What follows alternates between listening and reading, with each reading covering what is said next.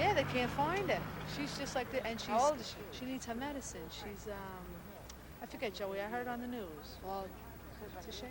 She can't get to us, and we can't find her, and we don't know where she is, but I want her to come home. I know she's alive. I just know. 22-year-old Lisa Solomon worked as a loan processor at her home in Huntington Station. Just before midnight, the dark-haired bride of only 2 months told her husband she was going out for some air. My whole family spread all over Long Island and everywhere. At this point, Lisa Solomon appears to have vanished without a trace. She left behind her pocketbook, her keys, her money, even her asthma medication, which Lisa needs to take twice a day. There are no signs of a struggle, but even so, police don't think Lisa Solomon just walked away from here. My investigative opinion is, until something shows otherwise, that there is foul play.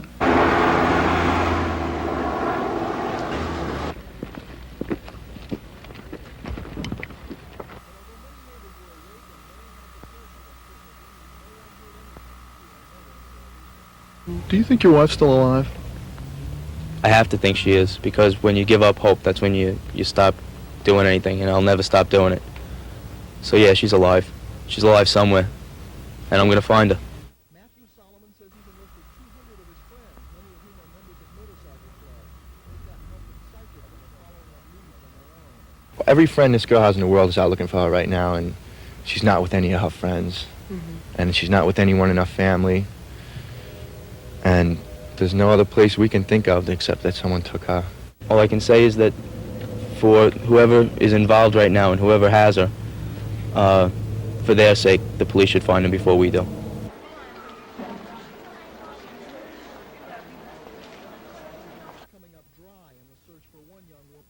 The search for Lisa Solomon ended just before midnight. Searchers found her body in a field about a mile from her home in Huntington Station. The body was found about 25 to 30 feet off Pulaski Road, on the north side of Pulaski Road.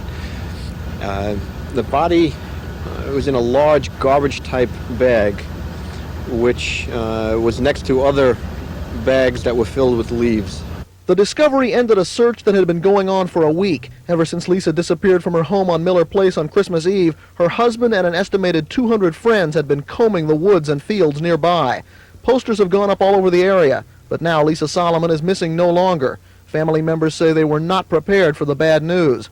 Lisa's husband Matthew collapsed and had to be taken to a hospital. This was a good girl. This girl went straight to heaven, and we just want to say thanks to everyone who came out, and that's all we can really say. And the police are taking the matters, and I, with the help of the family, know they're going to catch this guy, and when they catch him, I hope he rots in hell. So far, police have been treating this as a missing person case. Now it's a homicide, and a full-scale investigation is underway.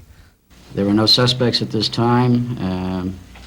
The investigation will involve a lot of interviews, and we are hoping that anyone who has seen anything that would indicate any activities of the deceased would contact the Suffolk County Homicide Squad. Suffolk detectives arrested Matthew Solomon at 6:20 this morning as he left for work. Police say Solomon gave up without a fight. There were certain items of physical evidence, certain interviews that indicated facts that were inconsistent with the story he had first given us. And as a culmination of all of these factors, it was determined that the arrest would be made this morning. Police say Matthew Solomon has confessed on paper and on videotape to strangling his wife Lisa on Christmas Eve in their small apartment on Miller Place. Police say it all began with an argument. The couple had been married only 2 months, and a fight began Christmas Eve when Lisa wanted to go out and Matthew did not. A verbal argument turned physical, and then deadly. They became physical with each other, and during the course of their jostling, he choked her. Sources say Matthew listened for a heartbeat, then carried his bride of 2 months to the bathtub where he put her body into a plastic garbage bag. After driving around for a couple of hours, police say Solomon dumped Lisa's body in the deserted field where it was found frozen a week later. During that week, Matthew led an estimated 200 volunteers on a search for Lisa, telling anyone who would listen that the family needed help finding her and that Matthew was sure she was still alive. When her body was found, Matthew Solomon collapsed and had to be taken to a hospital. At Lisa's funeral last week, Matthew appeared stoic and unemotional, and today police say he showed no remorse, no sorrow during the confession. Initially, there was a sigh of relief from the Solomon family. On the first count of second-degree murder, did Matthew Solomon have the intent to kill his wife? The jury found Matthew not guilty. But the emotions took a dramatic turn when the verdict for the second murder count was read. With respect to count 2 of the indictment, the charge of murder in the second degree, that is depraved indifference murder, how do you find the defendant Matthew Solomon? Guilty. Matthew Solomon trembled. He was now convicted of murdering his wife Lisa last Christmas Eve. Son of a... Come on, Willie, get your hands off of me. Go ahead, you want pictures? Here, take them. Matthew Solomon's father, Jack, ran out of the courtroom. Frustration and anger that had built up for the past 11 months now rushed out of him. You got your pound of flesh now, all right?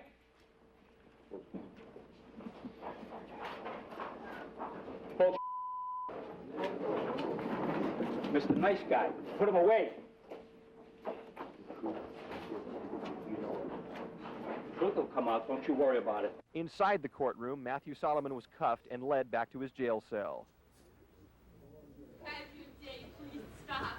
Please stop. You Matthew Day, Dennis, stop. Enough. Enough. Dennis, enough. Let's end it now. Dennis, please. Matthew's sister, Judith Edlin, was hysterical as she yelled at Lisa's family. Her mother, Ruth, apparently passed out and was carried out of the courtroom. Lisa Solomon's family also cried, but their tears were for their daughter. Now the trial was behind them, and they must live with only her loss. We know that from now on, we still don't have our girl. People try to explain things. Let's not explain. Let's make them accountable. Put these people where they belong. My reason for getting out of bed every morning was for the trial, to be here for Lisa. Now that it's over, I don't know. I don't know what my reason is tomorrow.